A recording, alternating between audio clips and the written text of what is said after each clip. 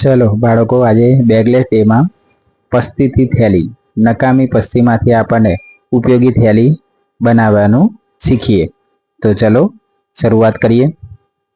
ચલો બાળકો, હવે આપણે પેપરમાંથી સરસ મજાની થેલી બનાવતા શીખ્યું. જે રોજબરોજ આપણે જે પ્લાસ્ટિકની થેલી ઉપયોગ કરીએ છીએ તેની કરતાં જો કાગળની થેલી ઉપયોગ કરવામાં આવે તો પર્યાવરણને ઘણું આપણે નુકસાન થતું અટકાવી શકાય છીએ.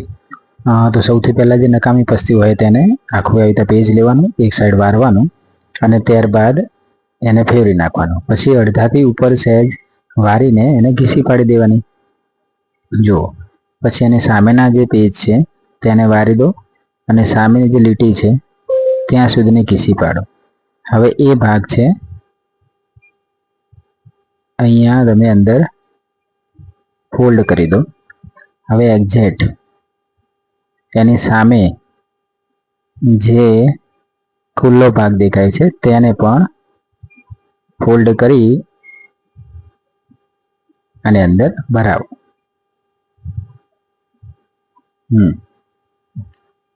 હવે આપણી સરસ મજાની રોજબરોજમાં ઉપયોગ લેવાતી મજબૂત થેલી તૈયાર છે. જો આની અંદર ના ફેવિકોલ લાગે છે, ના ગુંદર, ના સ્ટેપલર, જેથી કરીને આપણને કોઈ નુકસાન થવાનો ભય રહેતો નથી. તો હવે આજે આપણે આ બધી જેટલી પણ પસ્તી છે તેમાંથી બનાવીશું અને આજુબાજુની જેટલી પણ આપણે દુકાનો છે ગામની અંદર ત્યાં પણ આપણે વેચવાની કોશિશ કરીશું. બહુ સરસ. જો ના કોઈ ગુંદર, ના કોઈ ફેવિકોલ, ફક્ત ઘીસી પાડીને ફોલ્ડ કરવાથી સરસ મજાની મજબૂત થેલીઓ તૈયાર થઈ જાય છે.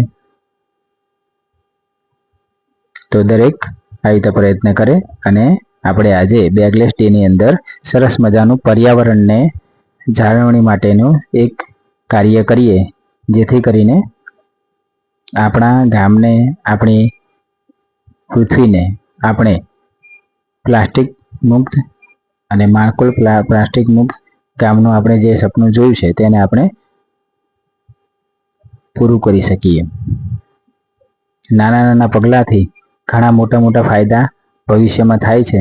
તેના નમૂના રૂપે આજે બેગલેસ ડેમાં ધોરણ 3ના બાળકો દ્વારા ખૂબ જ સુંદર રીતે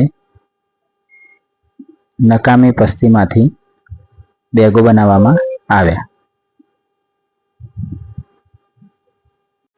બાળકોએ ખૂબ જ ઉત્સાહથી તેમાં ભાગ લીધો અને એક પુણ્યનું કામ કરતા હોય તેવી ધગશ અને આશા અને ઈચ્છા સાથે તેમણે ખૂબ જ સુંદર કામ